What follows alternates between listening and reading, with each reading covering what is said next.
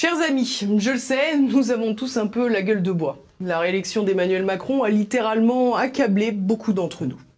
C'est vrai, il faut l'avouer. Cette fois encore, le système, le rouleau compresseur des médias dominants ont été plus forts.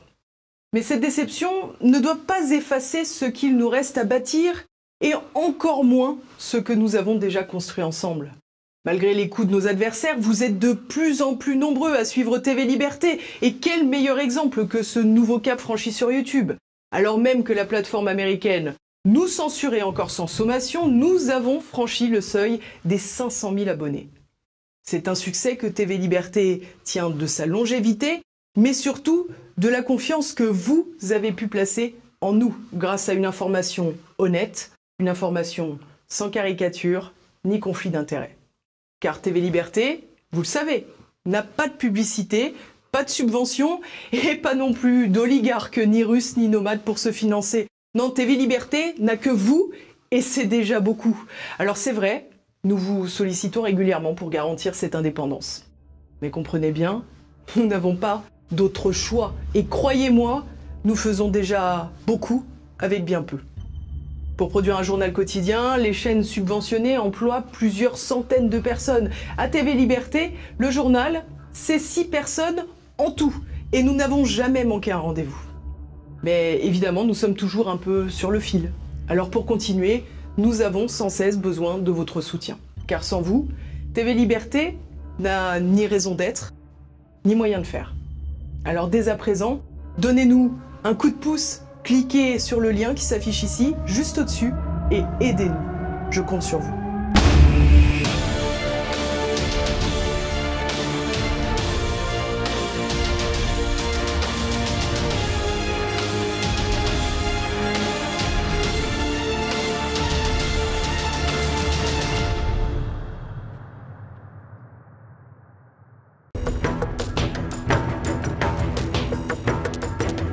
Bonjour à tous pour notre Zoom. Aujourd'hui, je suis en compagnie de Philippe Arnon. Monsieur, bonjour. Bonjour.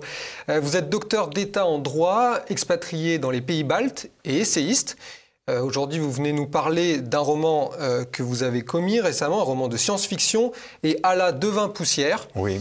Alors c'est un titre qui, à mon sens, est assez trompeur parce que le thème principal, finalement, c'est beaucoup l'émergence de la Chine et aussi l'Europe de l'Est. Alors parlons-en tout de suite, puisque votre héroïne grandit en Estonie. Oui, c'est une Estonienne, effectivement. Voilà.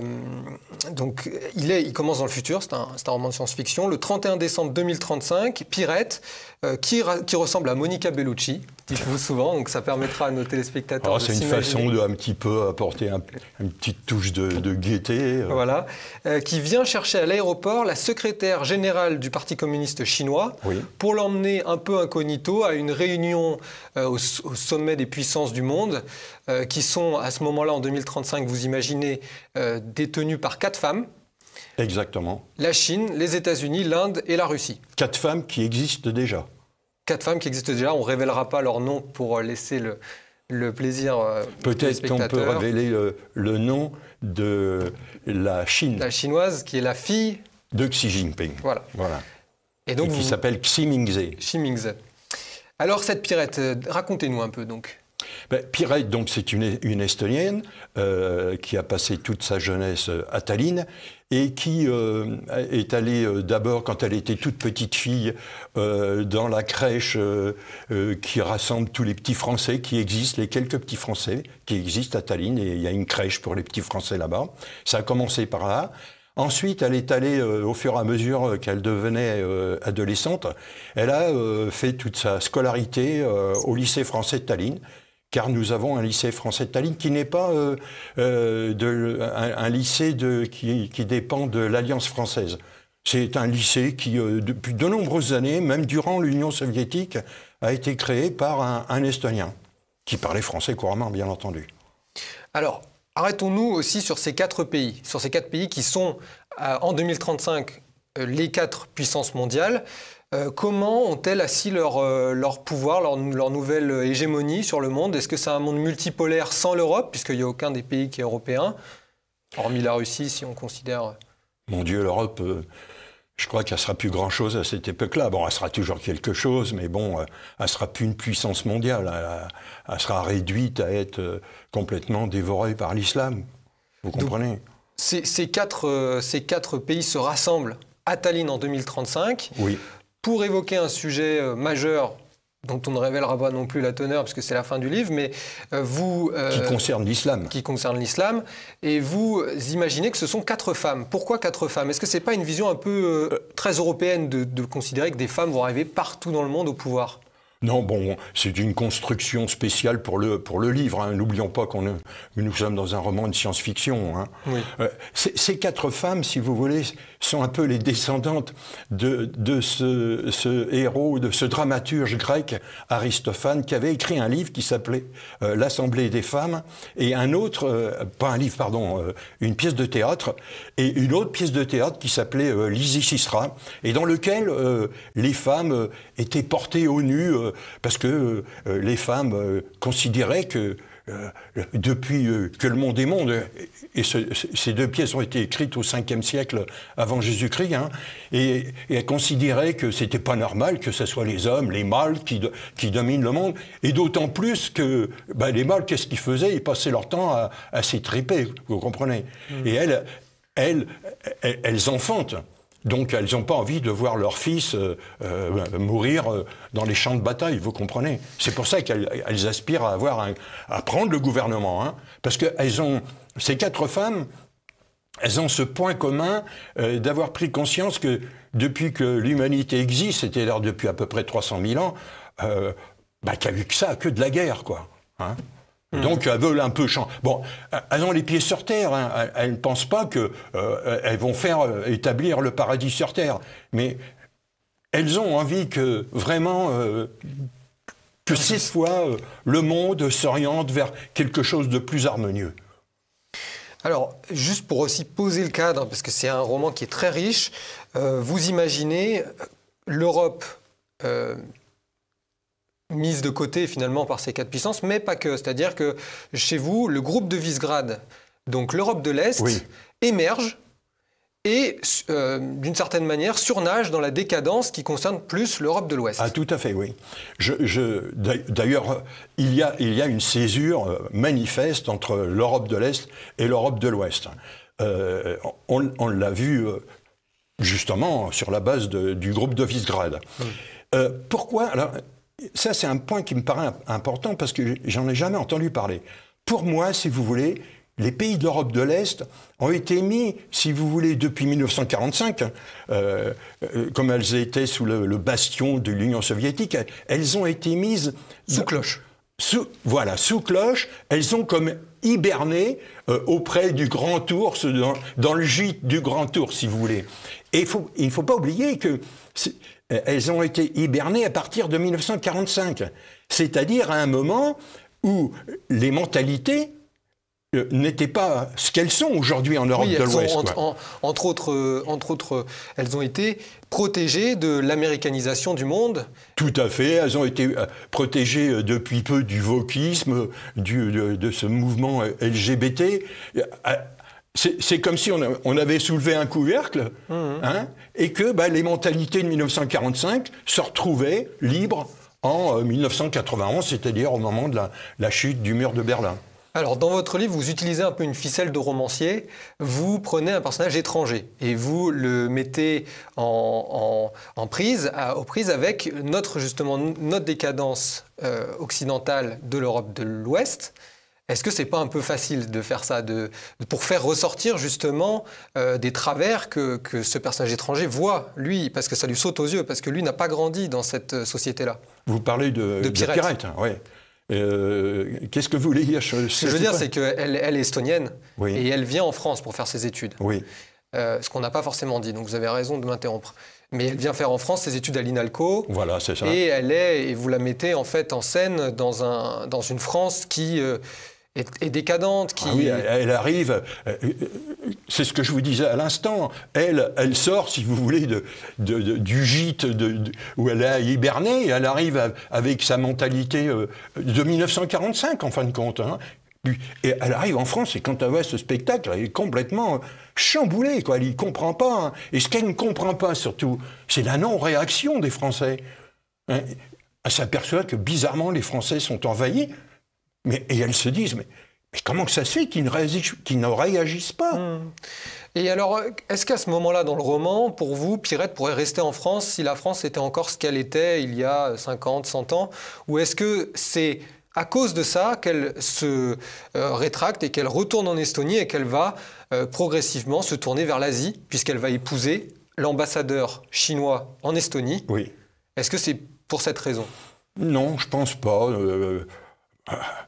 Elle est venue en France faire ses études. Et elle est brillante. Elle est brillante et elle sait qu'en France, il y a l'INALCO, qui est un organisme universitaire qui va la former aux relations internationales, et notamment à tout ce qui concerne l'Asie orientale. Mais non, il lui est même pas venu l'idée de rester en France. D'autant plus qu'elle est tellement étonnée par cette espèce de marasme, de chamboulement qui existe en France, qu'elle ne se voit pas du tout se marier avec un Français, quoi. Parce qu'elle a un petit amoureux à un certain moment. C'est assez désagréable d'ailleurs, parce qu'on a vraiment l'impression que vous chargez cet amoureux de tout le poids de la décadence française, et puis finalement c'est une façon de taper sur les Français un petit peu quand même. C'est une façon de dire la réalité de ce qui est Jean. Le personnage, oui, de Jean, c'est celui qui fait de la guitare, là. Mais c'est une façon de montrer que les Français sont plus qu'ils sont, quoi. Parce que aujourd'hui, dans les pays de l'Est et en Russie, les femmes, d'une manière générale, trouvent que les Français sont efféminés. Et beaucoup n'envisagent pas de se marier avec un Français.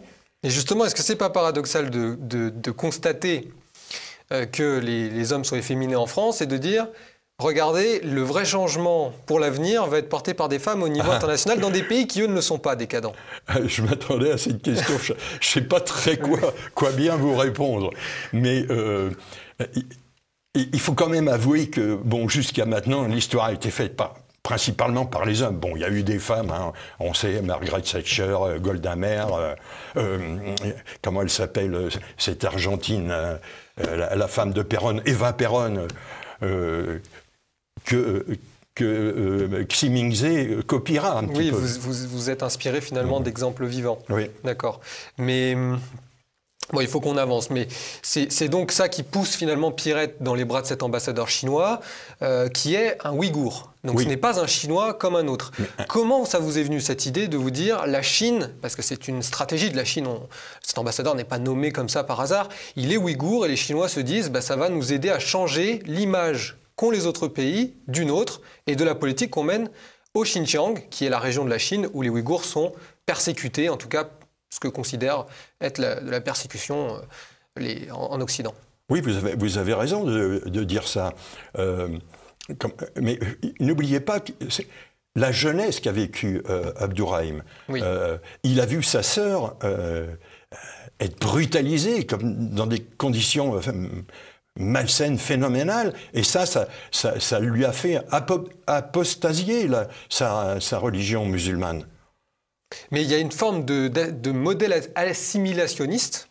Est-ce que vous n'allez pas un peu loin de croire que ce modèle existe en Chine et que l'ambition chinoise pour le Xinjiang, c'est d'assimiler ces minorités musulmanes en leur disant « venez dans ce qu'on pourrait appeler le monde sinisant et éloignez-vous de votre religion ».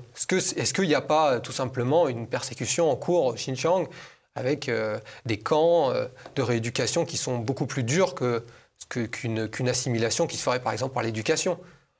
Oui, alors j'avoue, je ne sais pas trop quoi vous répondre là. Les Chinois ont conscience, vous savez, pour les Chinois, l'islam, ils appellent ça une vieillerie. Il y a 3 vieilleries pour le Parti communiste chinois, dont l'islam. Le terrorisme. Et donc, ils considèrent, eux, qu'ils ont un devoir de désintoxication des Ouïghours.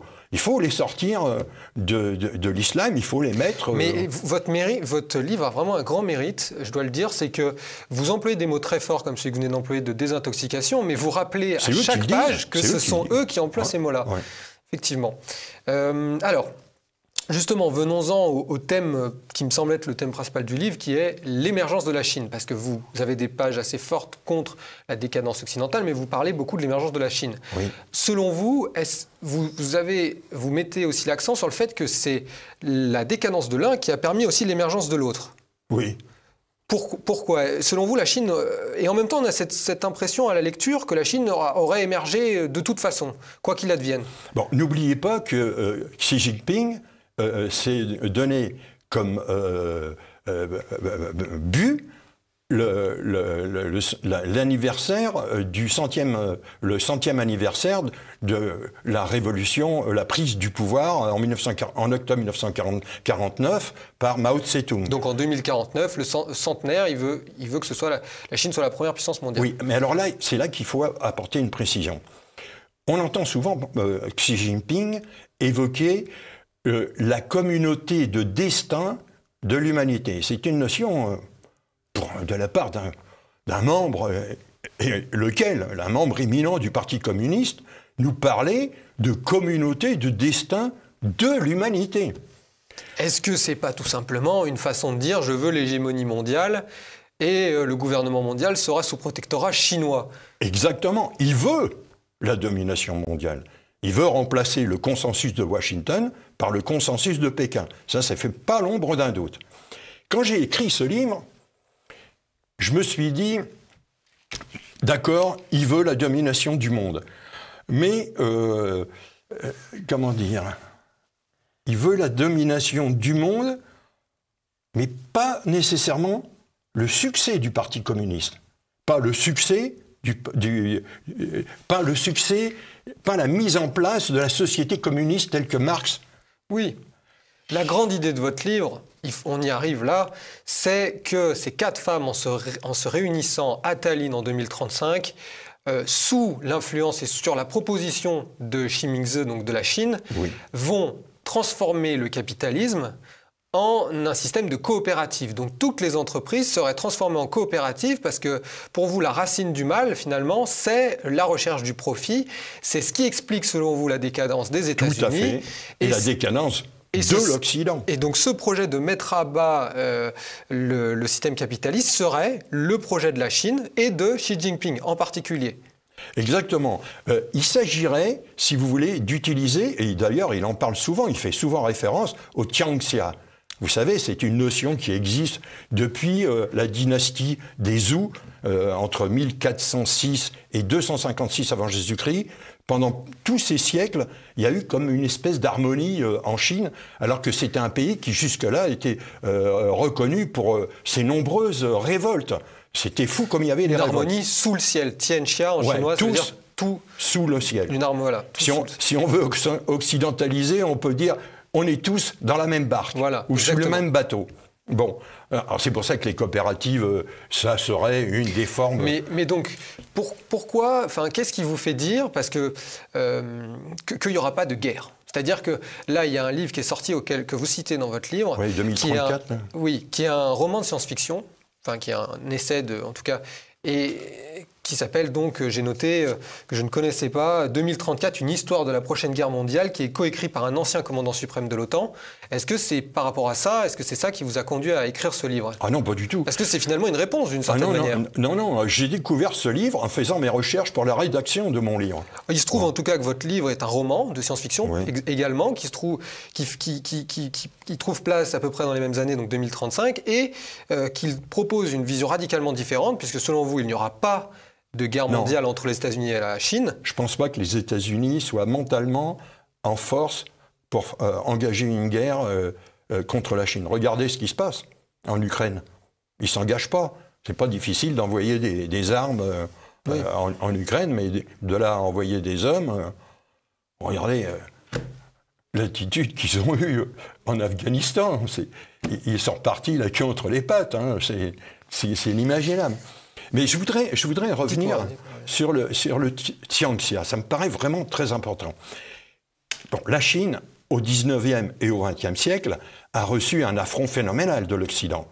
Bon, alors on peut penser qu'aujourd'hui... Le sac du palais d'été... Voilà, la guerre des boxers, et ainsi voilà, de suite. Bon, les concessions... Les traités inégaux. Les traités inégaux, la main mise sur la douane chinoise, sur le commerce chinois. Quoi. Les Chinois, donc une humiliation. Voilà, et on pourrait se dire, ils vont vouloir se venger. Voilà, c'est ça.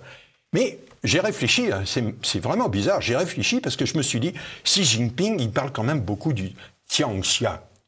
Et moi, je pense que le Tianxia, son vœu là, de communauté, de destin, d'humanité, c'est une forme moderne du Tianxia pour arriver en 2049 à la société communiste, mais qui ne sera pas en fait la société communiste telle que Marx l'a réalisée, mais qui sera une société anarchiste. Vous savez, un peu comme les collectivités espagnoles durant la guerre de 1936. Oui, en fait, ou alors avec de la participation, comme l'avait prévu De Gaulle à un moment. C'est ça. Tout à fait, mais ça allait encore plus loin que De Gaulle. C'est-à-dire qu'on vivra selon des collectivités où les gens s'organiseront comme ils le veulent. Il y aura plus de dirigeants. Sous la houlette du consensus de Pékin, comme vous... Voilà, c'est ça. Mais donc selon vous, si je résume, la Chine qui est en train d'amasser une armée colossale ne le fait pas pour faire la guerre, mais pour dissuader... Tout à fait. D'accord. Tout à fait. Pour apporter la paix au monde. Mais pour est-ce que c'est pas un petit peu quand même, excusez-moi, très idéaliste? C'est vrai que c'est idéaliste, mais ça peut se réaliser. Hein. Ça peut se réaliser. Parce que regardez, il y a une course aux armements phénoménale de la part de la Chine. Imaginez-vous qu'en 4 ans, la Chine a augmenté sa flotte de guerre correspondant à la flotte de guerre actuelle de la France. Oui. C'est phénoménal quand même. Donc ce qu'elle veut, c'est dépasser la puissance militaire de la Chine, des États-Unis, pour convaincre les États-Unis de ne pas entrer en guerre. Et à mon avis, je vais même aller plus loin. Elle arrivera à conquérir Taïwan sans faire le moindre effort. Moindre effort militaire, bien entendu. Enfin, pardonnez-moi de revenir là-dessus, mais oui. vous mettez dans la bouche à un moment de Xi Jinping une parole très candide, alors qu'il vient, on peut quand même le dire, parce qu'il y a de nombreux attentats, c'est pas non plus un livre purement, je dirais, c'est pas une thèse, c'est un livre à thèse, mais il y a des faits qui sont imaginés dedans et qui rendent l'intrigue plus vivante et plus imaginative. Donc il vient de subir un attentat sur les ambassades de la Chine et Xi Jinping prend la parole et dit « L'objectif que je me suis donné de réaliser, faire de ce monde un monde où tous les hommes se respecteront enfin. » Voilà, c'est sûr que c'est très utopique, mais depuis quelque temps, je suis en train de me demander si ce n'est pas ce qu'il est en train de chercher. Disons que c'est une possibilité qui serait un bel avenir, mais qui n'a rien de certain et qui est une vue de l'esprit quand même. Malheureusement non. Voilà. Et il va même plus loin, parce que cette société idéaliste, elle permettrait la résurgence, si on réfléchit bien, de toutes les civilisations. Oui. C'est-à-dire que chacune des civilisations actuellement existantes, et notamment la nôtre, qui est en danger par l'islam, elle retrouverait la possibilité elle se réémergerait, je ne sais pas si le nom existe. Se revitaliserait. Et d'ailleurs, je vais vous dire quelque chose. La crise en ce moment, entre cette guerre-là, entre l'Ukraine et la Russie, et les sanctions qui ont été prises par l'Europe, va mettre la même Europe dans une position économique décadente. Et qui est-ce qui va en bénéficier ? Qui est-ce qui va prendre à la petite cuillère l'économie d'Europe, de l'Ouest ? C'est la Chine. Et je vais encore plus loin, pardonnez-moi ma passion, je vais encore plus loin. Une fois que la Chine aura dominé vraiment sur le plan économique l'Europe, là, ce qu'elle fait actuellement au Xinjiang, elle le fera en Europe de l'Ouest. Oui, non mais on comprend bien votre logique de... Mais là, je ne suis plus dans la conclusion de mon livre. En tout cas, vous avez du coup une vision des États-Unis aussi qui est également très, qui est pas pessimiste, mais qui est assez négative. Vous expliquez qu'ils se sont appuyés sur le terrorisme et qu'ils vont continuer de s'appuyer sur le terrorisme quand même s'il n'y aura pas de guerre mondiale avec la Chine. Sauf quand il y a cette nouvelle présidente des États-Unis. Parce que ces 4 femmes, elles ont un point commun quand même. Hein, parce qu'elles sont dirigeantes de 4 pays qui souffrent de l'islam. En Chine, c'est incroyable le nombre d'attentats. Vous vous rappelez en Inde aussi. En Inde, c'est phénoménal. Vous expliquez en Inde les 6 siècles, je crois, alors je ne connaissais absolument pas cette période-là de l'Inde. 80 millions. Après les GIR, des massacres, effectivement.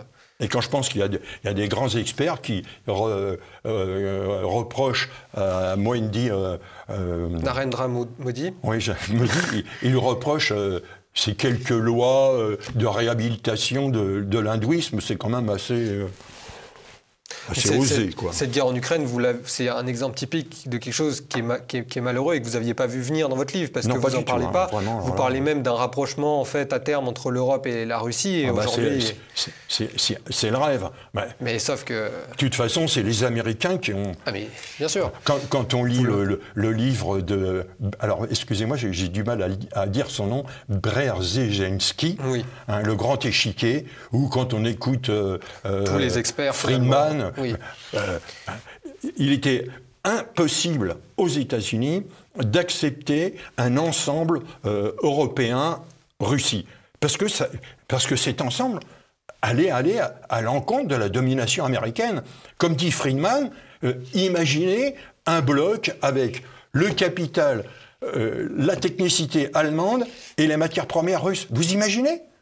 Ça serait la seule concurrence possible, à part la Chine, aux États-Unis. Voilà.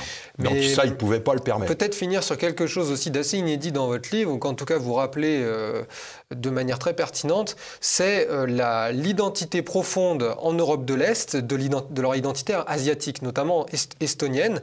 Vous expliquez que finalement, avec les grandes migrations, ces peuples-là sont en réalité des peuples asiatiques.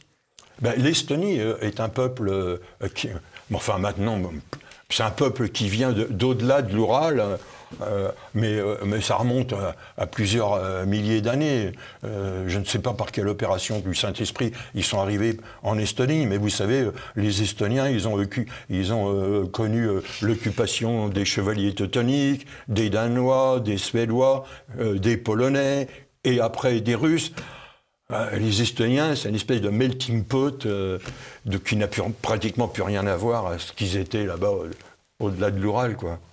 Bon, en tout cas, c'est un livre qui, si on le lit, nous permet de plus se tromper sur les capitales entre l'Estonie, la Lettonie, la Lituanie, et à bien comprendre que Tallinn c'est tout au nord, voilà. Vilnius tout au sud. Exactement, puisque vous parlez au tout début de votre livre d'un tunnel qui serait creusé et qui ferait la jonction sous la mer. Oui, donc, c'est un projet, qui existe. Il y a un accord qui a été signé d'ailleurs entre le gouvernement estonien et le gouvernement finlandais. Et il est prévu que ce soit les Chinois, justement, qui payent, quoi. Donc finalement, vous ne faites aussi que prolonger les lignes dans ce roman. Vous prolongez des choses qui sont déjà en germe et qui ne demandent qu'à évoluer dans les années qui viennent. Mais ce qui serait bien, c'est que ça se réalise parce que ça va dans le bon sens, quand même. Ouais. Merci d'être venu sur notre plateau. C'est moi qui vous remercie. Et j'encourage les téléspectateurs à acheter ce livre sur la boutique tvliberté.com, qui est assez déconcertant, je dois le dire, mais qui est très riche aussi pour comprendre la conjoncture internationale, puisque c'est un livre qui est très riche en références et qui n'est pas seulement un roman. Merci, monsieur. Merci à vous.